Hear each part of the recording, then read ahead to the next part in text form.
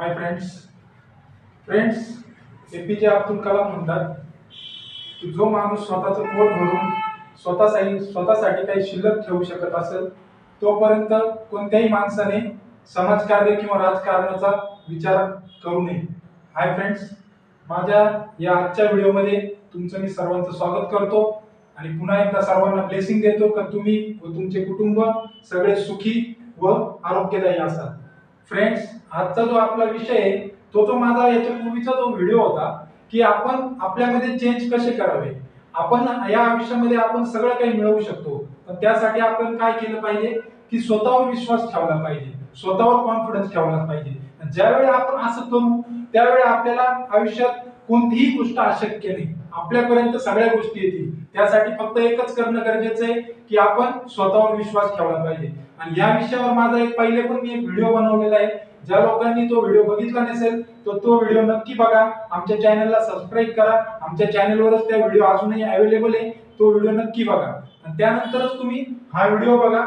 त्यावेळेस तुम्हाला समजेल की आपण स्वतःवर काय विश्वास ठेवला पाहिजे आणि आपण त्याच्याने काय साध्य करू शकतो।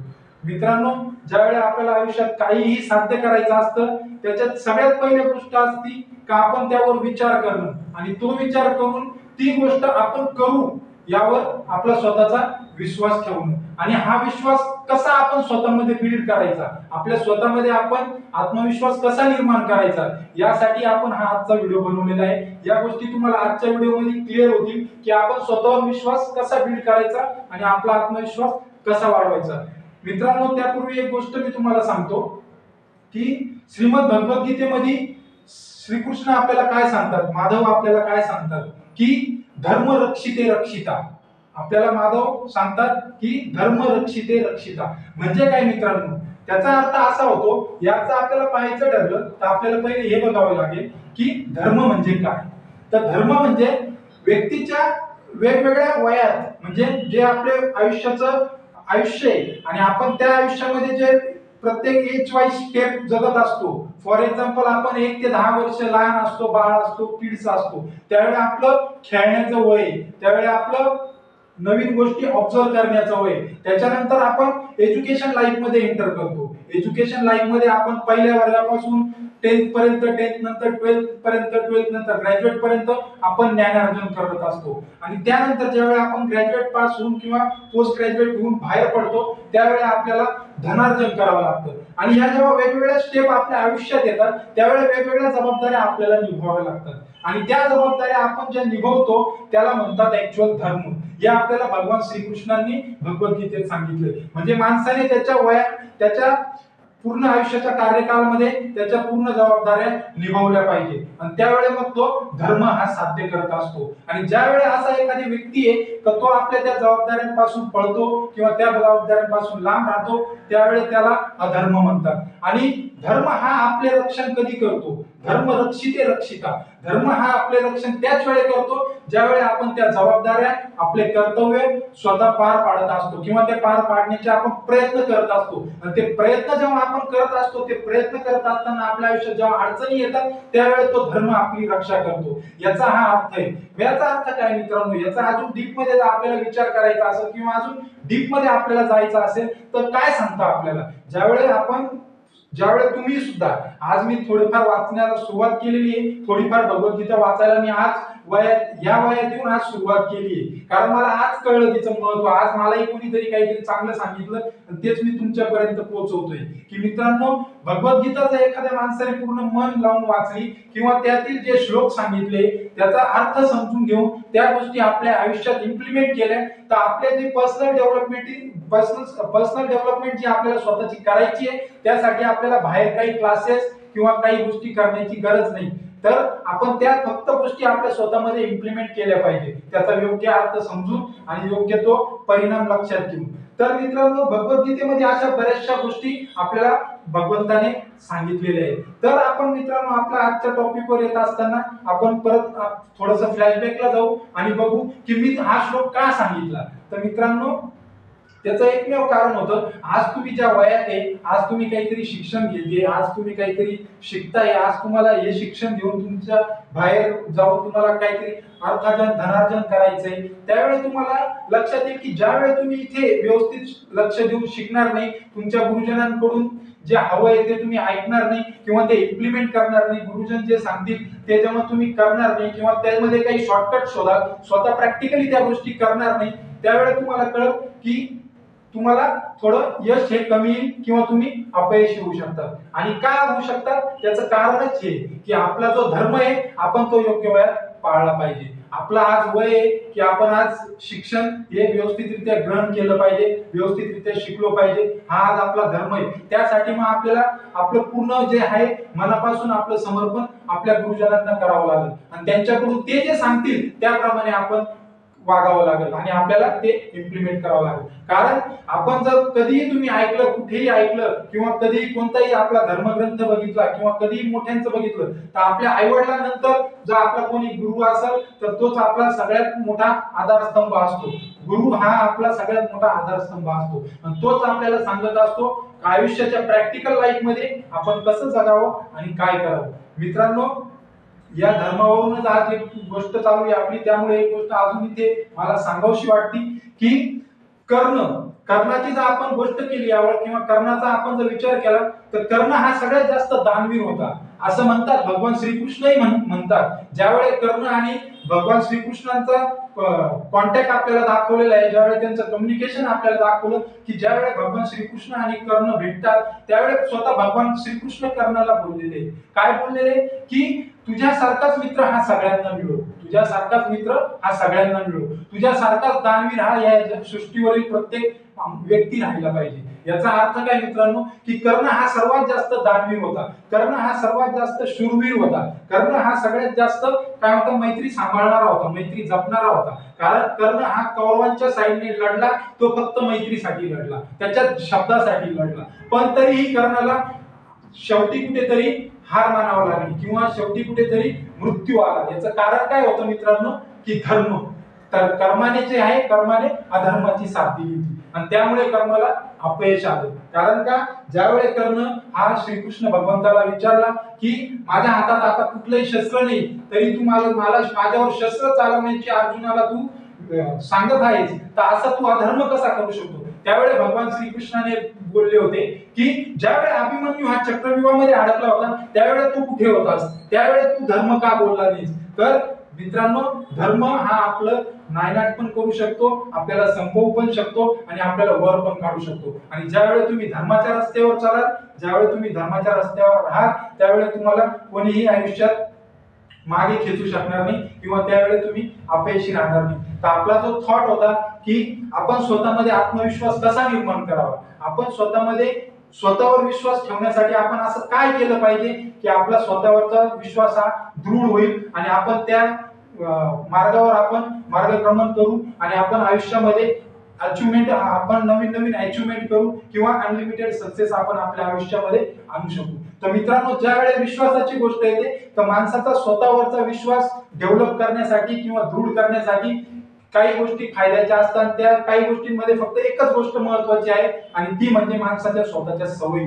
ज्यावेळेस तुम्ही स्वतःच्या सवयीवर कंट्रोल मिळवतात मित्रांनो त्यावेळेस कुठेतरी तुम्ही स्वतःचा बिलीफ हा वाढवत असतात, स्वतःवरील विश्वास हा तुम्ही वाढवत असता. कारण ज्यावेळेस तुम्ही एखादी चांगली सवय तुम्ही स्वतःला लावतात त्यावेळेस तुमचा हा आतून विचार येतो मनातून आणि तुम्ही विचार करता की नाही यार हे तर मी करतोय रोज, आणि त्यामुळे तुमचा जो विश्वास आहे तो तुमच्यावर वाढत असतो. आणि ह्याच सवयी कोणत्या आणि कोणत्या अशा सवयी आहेत का ज्या आपल्याला आयुष्यात सक्सेसफुल बनवू शकतात, आपल्याला आयुष्यात हवं ते देऊ शकतात किंवा आपल्याला आयुष्यात एक्स्ट्रा ऑर्डिनरी काहीतरी मिळू शकतं. तर मित्रांनो, यावर एक खूप सुंदर पुस्तक आहे, ते पुस्तक जर तुम्ही कुणी वाचलं नसेल तर नक्की वाचा मित्रांनो. आणि त्या पुस्तकामध्ये त्या लेखकाने या 7 सवयी आपल्याला सांगितल्या आहेत. त्या लेखकाचं नाव आहे मित्रांनो स्टीव्हन आर कवी. स्टीव्हन आर कवींनी एक सुंदर पुस्तक लिहिलेलं आहे, 7 habits of highly effective people. 7 habits of highly effective people हे पुस्तक आहे, या नावाचं पुस्तक आहे आणि ते पुस्तक आहे स्टीफन आर कवी. ते पुस्तक तुम्हाला Amazon वरही उपलब्ध होईल आणि मार्केटमध्ये सुद्धा अवेलेबल आहे. हे पुस्तक जे आहे मित्रांनो हे आवर्जून तुम्ही वाचा आणि नक्की वाचा, त्याचा अर्थ समजून घेण्याचा प्रयत्न करा. कारण का मित्रांनो, आज जर तुम्ही तुमच्या आयुष्याच्या ज्या तुम्ही आयुष्याच्या ज्या टप्प्यावर आहे तिथे राहून जेव्हा तुम्ही अशा काही गोष्टी किंवा अशा काही सवयी स्वतःमध्ये लावून घ्याल त्यावेळेस तुम्ही पण काहीतरी एक्स्ट्रा ऑर्डिनरी अचीव्ह कराल. मित्रांनो, आपला धर्म आपल्याला हे सांगत नाही की आपण फक्त आयुष्यात येणे, कमवणे आणि काहीतरी पोट भरायचं साधन कमवणे इतपत आपण जगणं आणि नंतर आयुष्यामध्ये मोक्षच्या मार्गाने निघून जाणं. मित्रांनो, हे आयुष्य आपल्याला कितीतरी जन्मांनी मिळालेलं असेल, कितीतरी कष्ट करून मिळालेलं असेल, कितीतरी म्हणजे किती प्रयत्नांनी मिळालं असेल की आपण आज माणसाच्या जन्मात जन्माला आलो. मित्रांनो, तर हे आयुष्य असंच वाया घालवू नका.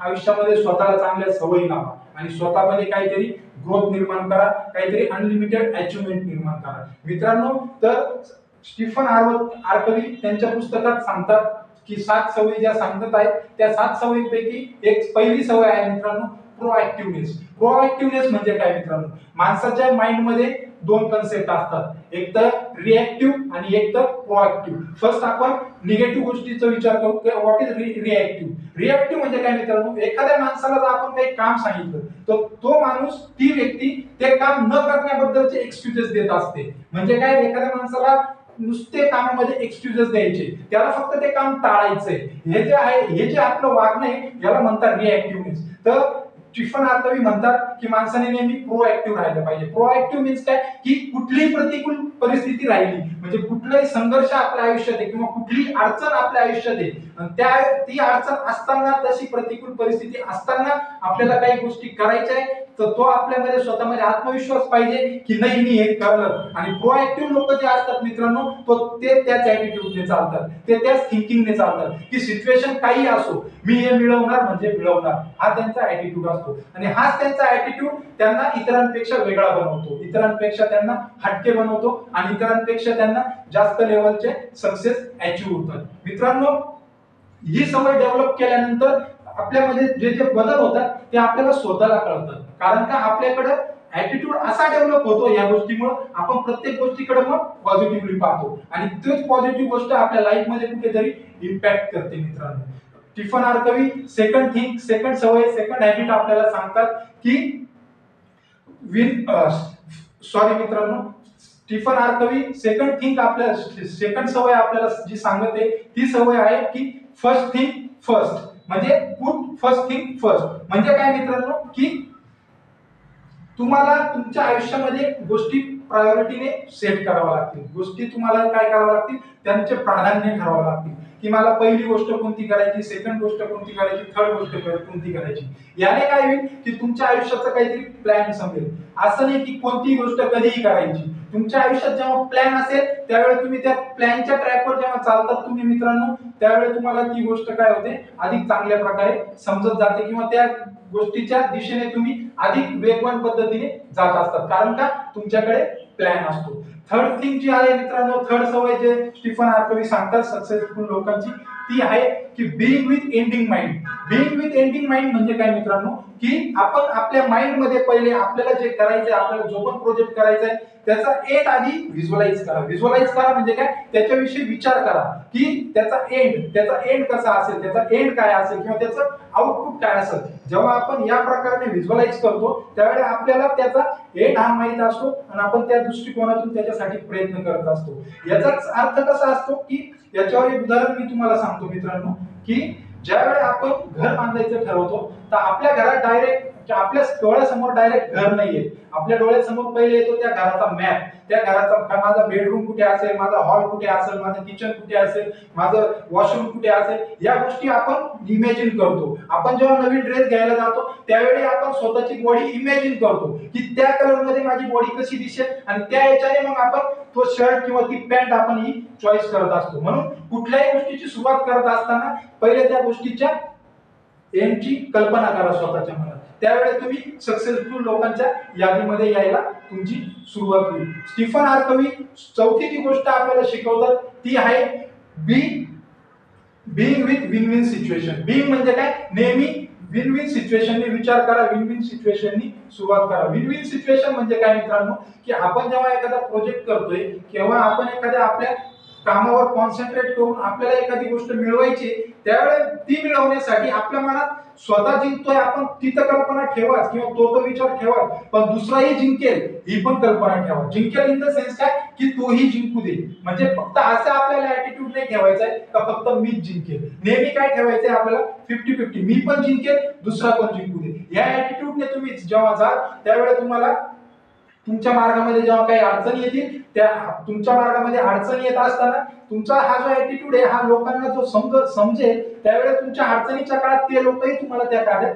मदत करतील. आणि त्या याला जे आहे त्या ही जी पूर्ण सिच्युएशन आहे याला म्हणतात विन विन सिच्युएशन. म्हणजे आपल्या सोबत इतरांनाही सोबत घेऊन जाणे. स्टीफन आर कवी त्यांची नेक्स्ट जी हॅबिट आपल्याला सांगतात ती आहे की seek to first understand then understood. म्हणजे काय मित्रांनो, आपल्या कंपनीत आपण काम करत असताना किंवा आपल्या ऑर्गनायझेशन मध्ये काम करत असताना किंवा आपल्या बिझनेस मध्ये आपण काम करत असताना जर एखादी अडचण घेऊन तुमचा एम्प्लॉई किंवा तुमचा कलीग किंवा तुमचा सिनियर तुमच्या प्रोजेक्ट बद्दल काही अडचण तुम्हाला सांगत असेल किंवा तुमच्याबद्दल तो काही बोलत असेल तर पहिले त्याला ऐकून घ्या पूर्ण. पहिले त्याचं लिसनिंग करा पूर्ण आणि त्यानंतर तुम्ही त्यावर तुमचं ओपिनियन द्या. पण आपण मुळात काय करतो, आपण याच्या उलट करतो. त्याला कारण काय का आपल्याला लहानपणापासून मित्रांनो हे शिकवलेलं असतं की असं बोलावं, असं राहावं, असं वागावं, इथे हे बोलावं, तिथे हे बोलावं. पण आपल्याला कोणीही असं सांगितलेलं नसतं की कसं ऐकावं, कोणत्या पद्धतीने ऐकावं, किती वेळ ऐकावं. तर मित्रांनो, आपल्या स्वतःमध्ये जेव्हा तुम्ही हा गुण डेव्हलप कराल की पहिले तुम्ही समोरच्याचं पूर्ण ऐका, त्याचा प्रॉब्लेम समजा, तो पूर्ण समजा, लगेच तुम्ही त्याच्यावर कमेंट पास करायची घाई करू नका आयुष्यात. आणि त्याच वेळेस जेव्हा तुम्ही ही ऍक्टिव्हिटी किंवा ही जी हॅबिट तुमच्या स्वतःमध्ये तुम्ही डेव्हलप कराल मित्रांनो, त्यानंतर तुम्ही सक्सेसफुल लोकांच्या लिस्टिंग मध्ये येण्याचा तुम्ही जवळ आहे, तुम्ही असं समजायला हरकत नाही. 6वी सवय आपल्याला काय सांगतात मिस्टर स्टीफन आर कवी? तर 6वी सवय आहे मित्रांनो सिनर्जाइज. सिनर्जाइज म्हणजे काय मित्रांनो, की आपल्या लाईफ मध्ये समतोल साधा. जर सपोज एखादं काम करायला आपल्याला सोबत एक कंपनी दिलेली आहे आणि आपण त्या मित्रासोबत, मित्र तर नाही म्हणता येणार पण सपोज कलिग सोबत तुम्हाला ते काम करण्यासाठी ग्रुपमध्ये पाठवले.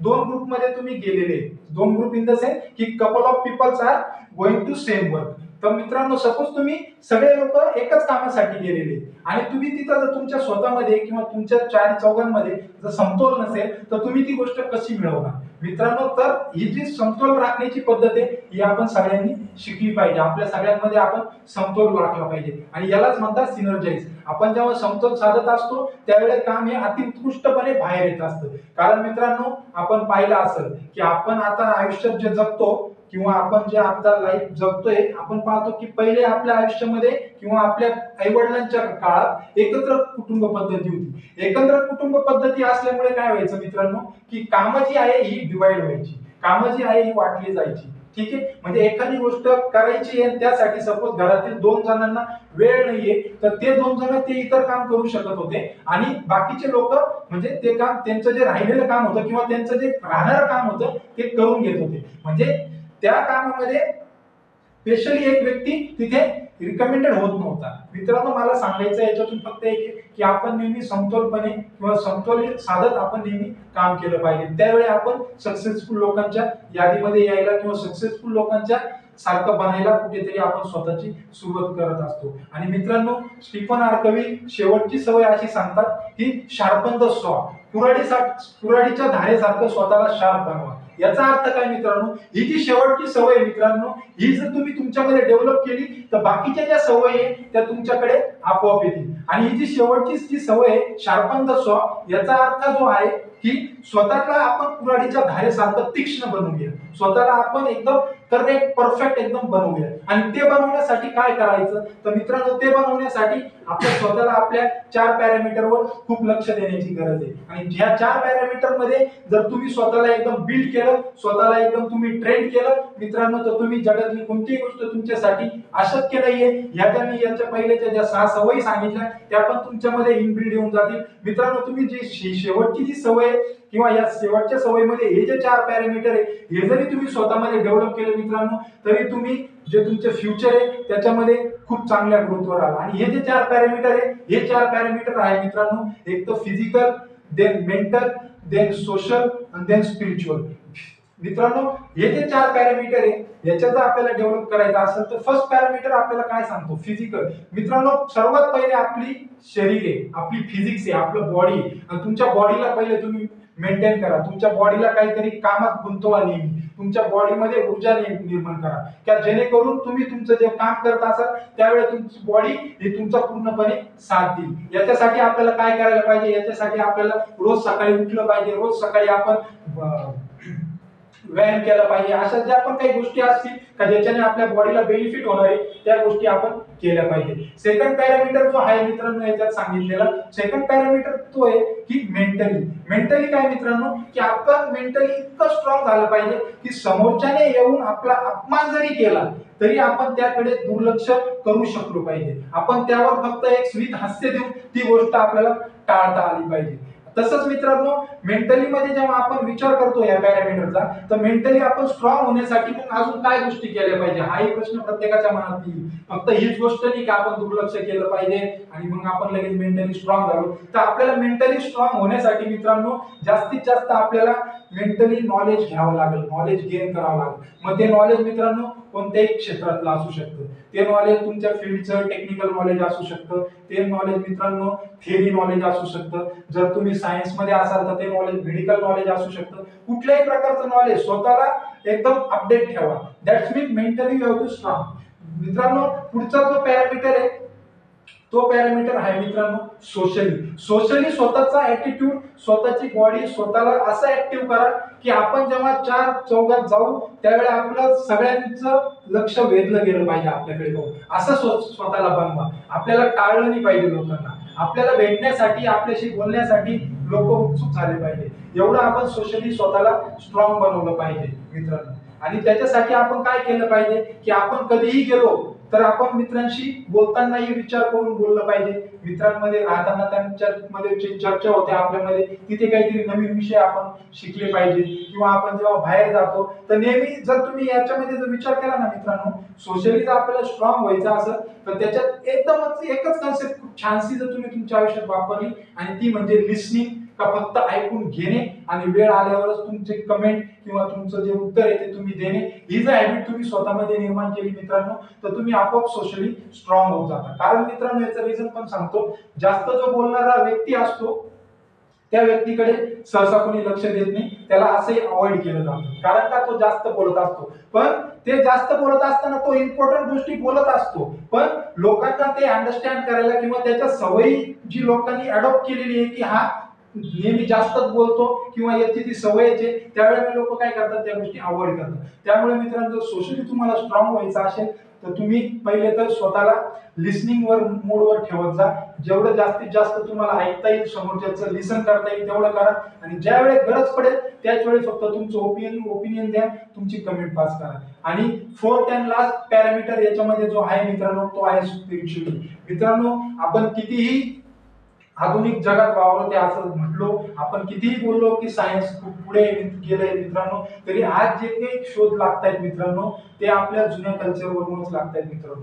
आज जर तुम्ही जर व्यवस्थित अभ्यास केला किंवा व्यवस्थित तुम्ही सगळ्या जगभरातल्या न्यूज जर तुम्ही सकाळी सकाळी ऐकल्या मित्रांनो तर तुम्हाला भरपूर गोष्टी अशा दिसतील की बाहेरचे वेस्टर्न कंट्रीजचे जे मोठमोठे लोक आहेत, मोठमोठे सायंटिस्ट आहेत, मनोचिकित्सक आहेत किंवा मेडिकल क्षेत्रामध्ये काम करणारे लोक आहेत, ते आपल्याकडे येऊन आपले जे धर्मग्रंथ आहे त्यांचा अभ्यास करू राहिले. आपलं जे जुनं मेडिकल सायन्स आहे त्याचा ते अभ्यास करतायत, तिथून ते शिकतायत. मित्रांनो आजच्या जगामध्ये आपण आपल्या स्वतःचं कल्चर आणि इंडियन कल्चर असं आहे मित्रांनो का इंडियन कल्चरचा अभ्यास आज प्रत्येकच कंट्रीज मध्ये उभा आहे आणि त्याच्यामुळे ते स्वतःमध्ये तसा बदल घडत आहेत. कारण आज जर तुम्ही व्यवस्थित पाहिलं मित्रांनो आपण फक्त डेव्हलप कंट्रीचा मित्रांनो विचार एवढ्यासाठी करतो, आपण फक्त त्यांचं जे वरवरचं आयुष्य ते बघत असतो. आपण जे वरचं आवरण त्यांचं बनलेलं आहे, पैसा असेल मित्रांनो जास्त, मी त्याबद्दल वादच नाही काही, पैसा जास्त असेल मित्रांनो, पण त्यांचं जे वरचं आवरण बघून आपण खुश होत असतो की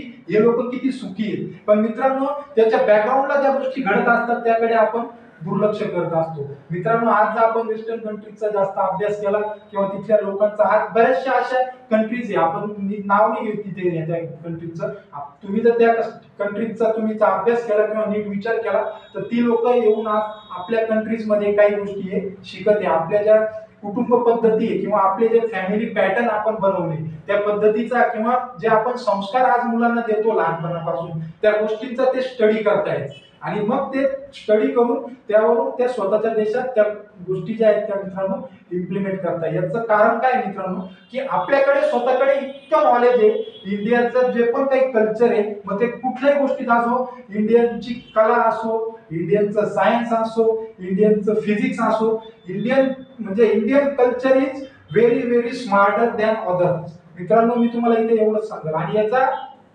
एक गोष्ट सांगायची राहून गेली मला बोलण्याच्या ओघात तुम्हाला मित्रांनो की ते अशा गोष्टी का करताय मित्रांनो, तर त्याच्या मागचं कारण मी तुम्हाला सांगतो। फक्त काही गोष्टींवर आपण न बोललेलं बरं असतं मित्रांनो, कारण आज हे जे युग आहे ते एकदम फास्ट आहे। आज कोणती एखादी छोटीशी क्लिप बनवून व्हायरल केली तरी मित्रांनो त्याचे परिणाम हे खूप काही वेगळे होऊ शकतात मित्रांनो। तर ते अभ्यास का करतायत मित्रांनो की आज तिथली जी पिढी आहे, जी नवीन पिढी, तरुण पिढी ही एकटं राहण्याकडे वाटचाल करते मित्रांनो। आज त्यांना कुटुंब पद्धतीवर विश्वास नाही राहिला मित्रांनो। आज ती पिढी म्हणजे जी मी तुम्हाला आधी जे बोललो बॅकग्राऊंड की धर्म, त्या याच्यावरून तुम्हाला सांगतो आज जो त्यांचा धर्म आहे, आज त्यांचा पहिला धर्म हा आहे की स्वतःला कर्मामध्ये डेव्हलप करणं। कारण कर्म हे फर्स्ट असतं मित्रांनो। तुम्ही कुठेही गेले तर सर्वात पहिले काम, बाकी सगळं नंतर मित्रांनो। आणि त्याच्यामुळे मित्रांनो आज त्या लोकांनी किंवा तिथल्या पिढीने पहिले कर्माला महत्त्व दिलं पाहिजे, पहिले स्वतःच्या जबाबदाऱ्यांना महत्त्व दिले पाहिजे। आज त्या कंट्रीज मध्ये कितीतरी ओल्ड एज होम जे असतात ते नुसते भरतायत मित्रांनो, तिथे फक्त संख्या वाढते। आज एवढा पैसा असूनही त्या पैशाचा उपयोग नाही मित्रांनो, कारण प्रत्येकच गोष्ट मित्रांनो आपण पैशाने नाही, वयाची एक विशिष्ट स्टेज जेव्हा येते मित्रांनो त्यावेळेस पैसाही हा कुठेतरी काम करत नसतो मित्रांनो।